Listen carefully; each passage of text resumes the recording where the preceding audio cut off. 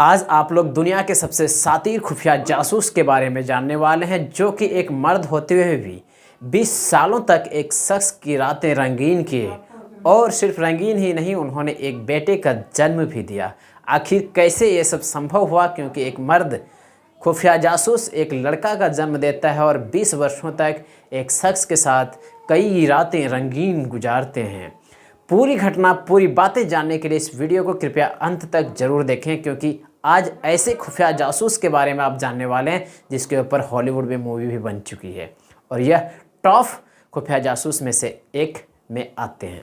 दरअसल कहानी इस प्रकार शुरू होती है कि 1964 में फ्रांस के गवर्नमेंट में एक शख्स जिसका नाम था बर्नार्ड शो, उसे चाइना भेज देते हैं अपनी काम की देखरेख करने के लिए, और वहाँ कि जितनी भी कागजात की डॉक्यूमेंट वाले जितने भी काम थे उसे संभालने के लिए बर्नार्ड शो चाइना में बीजिंग शहर आ जाते हैं, अपनी काम संभालने लगते हैं। लेकिन एक दिन मॉर्निंग वॉक के दौरान उसे एक लड़की से मुलाकात हो जाती है। वह देखने में बहुत हसीन थी और उसकी उम्र महज 25 से 26 वर्ष था।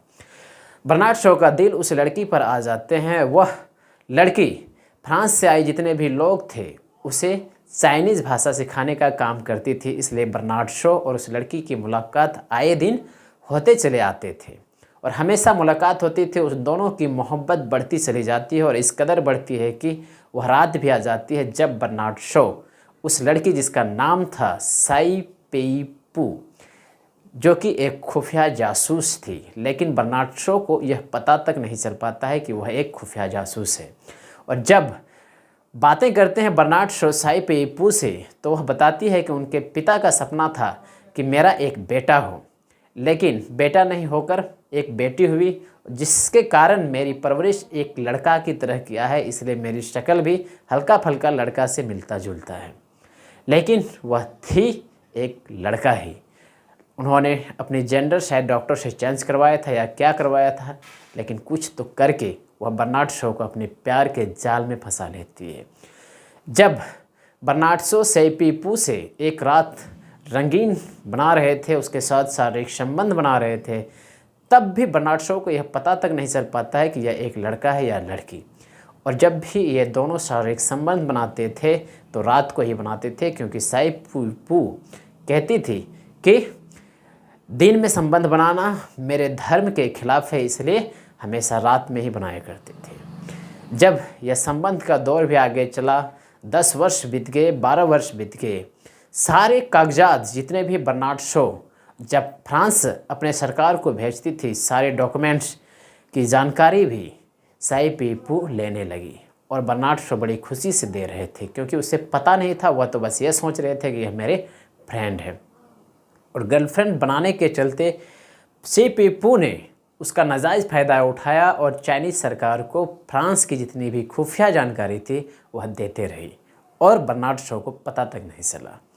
सिर्फ यह सिलसिला यहीं तक नहीं रुका, प्रेम संबंध और कई रातें रंगीन तो बना चुकी थी करीब 12 से 15 वर्ष तक। इसके बाद सारे डॉक्यूमेंट का काम जब बर्नार्ड शो चीन से कर लिए फ्रांस के लिए, इसके बाद उसका ट्रांसफ़र मंगोलिया कर दिया जाता है। इस बीच साई पेई पू जितने भी मुख्य डॉक्यूमेंट थे उसकी जानकारी चाइनीज़ सरकार को दे चुकी थी। अब जब वह मंगोलिया चले गए, तब साई पेई पू रह गए यहाँ। फ़ोन से बातें होती रहती थी, क्योंकि इन दोनों की मोहब्बत का जो परवान थी वह सर पर चढ़ चुकी थी, एक दूसरे से बात किए बिना रह तक नहीं सकती थी। फिर साई पेई पू इसका भी नाजायज़ फ़ायदा उठाते हुए वह मंगोलिया की जितनी भी खुफिया जानकारी बर्नार्ड शो जमा कर रहे थे उसकी भी जानकारी चीन सरकार को दे देते हैं। यह सिलसिला यहीं नहीं रुकते हैं। फ़ोन से बात करते करते एक दिन साई पेई पू यह बताने लगते हैं कि लगता है कि हम लोगों के घर में एक नन्हे मेहमान आने वाले हैं। यह सुनते ही बर्नार्ड शो का खुशी का ठिकाना नहीं रह जाता है, क्योंकि उसे लगता है कि सच में अब मेरे एक बच्चा हो जाएंगे तो बहुत अच्छा होगा। फिर 1 साल के बाद साई पेई पू यह सूचना भी देते हैं कि मेरे एक लड़का हुए हैं और हम भी बहुत खुश हैं। यह सुनते ही बर्नार्ड शो काफ़ी खुश हो जाते हैं और वह उससे मिलने फिर से बीजिंग चले आते हैं। और बीजिंग आना और मंगोलिया जाने का जो काम था, सिलसिला था, यह चलते आ रहा था, क्योंकि प्यार की परवान इतनी ज़्यादा चढ़ चुके थे बर्नार्ड शो। इधर शाई पीपू चीन सरकार के लिए जो जासूसी का काम कर रहे थे वह बखूबी तरीके से निभा रहे थे और चाइनीज़ सरकार उससे काफ़ी खुश भी थी। उधर बर्नार्ड शॉ भी अपने फ्रांस के लिए हालांकि बहुत ही बड़े बड़े काम कर चुके थे, लेकिन बर्नार्ड शॉ और फ्रांस सरकार को यह पता नहीं था कि बर्नार्ड शॉ को एक खुफिया जासूस पीछा कर रही है और उसके सारे डॉक्यूमेंट्स चाइनीज़ सरकार को पहुंचा रहे हैं। इतनी सारी जानकारी फ्रांस सरकार को नहीं था। जब बर्नार्ड शॉ अक्सर बीजिंग आते, बीजिंग से मंगोलिया जाते, तब बर्नार्ड शॉ के ऊपर जो अधिकारी थे वह उसके ऊपर निगाहें बना के रखे थे, क्यों आखिर बर्नार्ड शॉ बार बार बीजिंग जा रहे हैं। तब उसे पता भी चल जाता है कि बर्नार्ड शॉ अपने फ्रेंड शाई पीपू से मिलने जाते हैं। जैसे ही बेटे पैदा होते हैं तो इसके बाद बर्नार्ड शॉ पूरी तैयारी कर लेते हैं कि अब वह फ्रांस में सेटल हो जाएंगे, अब वहीं रहेंगे। पूरी कागजात तैयार कर देते हैं जल्दीबाजी में और फिर शाई पीपू को लेकर और अपने बेटे को लेकर फ्रांस के पेरिस शहर चले जाते हैं। पेरिस शहर में रहने लगते हैं, लेकिन वहाँ की जो सरकार थी, वहाँ की जो खुफिया एजेंसी थे, उसके जो सीनियर थे बर्नार्ड शॉ के, उसे लगता है कि आखिर शाई पीपू जो पेरिस तक इसका पीछा कर रही है, इसके साथ है, क्या बात है, ज़रूर कुछ बात हो सकता है। इसलिए उसकी जो कागजात हैं वह खंगालना शुरू कर देते हैं। अंततः फ्रांस सरकार को यह लगने लगता है कि शाई पीपू कोई लड़की नहीं है, यह एक मर्द है और चाइनीज खुफिया जासूस है। यहाँ तक 20 वर्ष हो चुके थे शाई पीपू और बर्नार्ड शॉ जो कि एक दूसरे के साथ सेक्स रिलेशनशिप में रहा करते थे। फिर भी बर्नार्ड शॉ को पता तक नहीं चल पाया कि शाई पीपू एक लड़का है, ना कि लड़की, क्योंकि जितनी भी रातें उन लोगों ने रंगीन बनाया था तो बर्नार्ड शॉ उसके साथ सेक्स संबंध भी बनाए थे। लेकिन कहते हैं कि शाई पीपू ने डॉक्टर की मदद से अपने लिंग को किस प्रकार कर दिया था कि बर्नार्ड शॉ उससे सेक्स रिलेशनशिप भी बनाते थे, फिर भी उसे पता नहीं चल पाता था। और इसमें डॉक्टर ने शाई पीपू की बखूबी मदद भी किया था। तब जब फ्रांस सरकार को यह पता चल जाते हैं कि शाई पीपू कोई लड़की नहीं होगी, एक खुफिया जासूस है और यह एक लड़का है, तब बर्नार्ड शॉ पूछते हैं कि आखिर यह कैसे हो सका। फिर उन दोनों को हिरासत में ले लेते हैं, काफ़ी पूछताछ किया जाता है तो शाई पीपू बताते हैं कि वह एक चाइनीज खुफिया जासूस है और यह जो लड़का है यह भी मेरा नहीं है, इसे मैंने डॉक्टरों के पास खरीदा था। इतने सारे कर्मकांड होने के बाद भी बर्नार्ड शॉ को भनक तक नहीं लगते हैं, आप सोच सकते हैं। और इस खबर को पूरा फ्रांस में फैला दिया गया और पूरी दुनिया में इस खबर को जानने के लिए काफ़ी जागरूकता बढ़ गई कि आखिर कैसा पागल व्यक्ति था जो कि एक लड़की की पहचान तक नहीं कर पाया।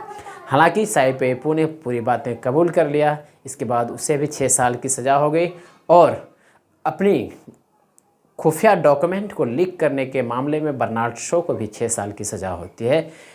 लेकिन 1 साल के बाद ही चीन और फ्रांस के बीच की जो मधुरता है उसे बनाए रखने के लिए चीन सरकार डिमांड करते हैं फ्रांस सरकार से कि आप शाई पीपू को रिहा कर दीजिए।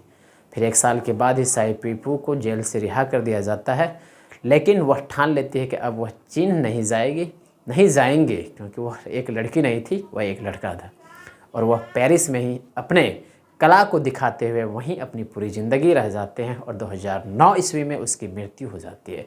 उधर बर्नार्ड शॉ 6 साल की जेल की सज़ा काटने के बाद अब भी जिंदा बचे हुए हैं। लेकिन इस खबर ने सुर्खियाँ इतनी बटोरी कि पूरी दुनिया में इस खुफिया एजेंसी शाई पीपू और बर्नार्ड शॉ की कहानी प्रसिद्ध हो गई। तो आपको इन दोनों की कहानी कैसा लगा?